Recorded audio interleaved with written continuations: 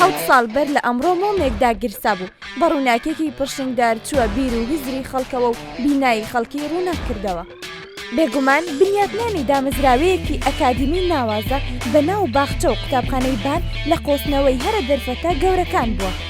داستان و دەستکەوتی مرۆڤێکی مەزن و بیرتیژ و پێشەنگ خواز بووە کە بەڵێنی داوە ژینگەیەکی ئەوتۆ دروست بکات کەنەوەی داهاتوو بەو پەڕی متمانە و باوەڕ بەخۆبوون دەست بخەنە ناو دەستی و لە پرۆسەی کلاسیکی پەروەردە و فێرکردن بەرەو مۆدێلی نوێی پەروەردە هەنگاو بنێن.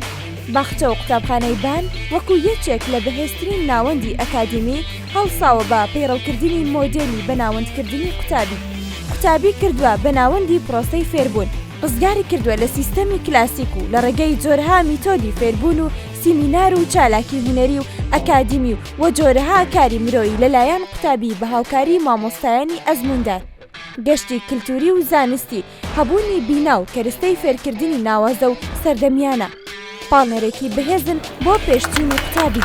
هەروەها لە قوتابخانەی بانی ئینگلیزی کتێبخانەیەکی ناوازە کە زیاتر لە 6,000 کتێبی لەخۆ گرتووە و کراوە بە دیاری بۆ قوتابیان بۆ گەشانەوەی خۆری هیوایان و پێشچوونی ئاستی معریفەی قوتابی.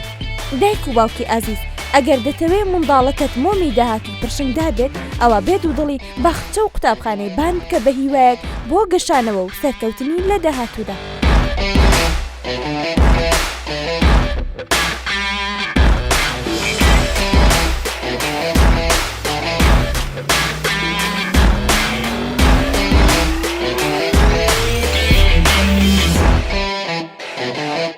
باخچە و قوتابخانەی بان ماڵێک بۆ پەروەردە و ژیان.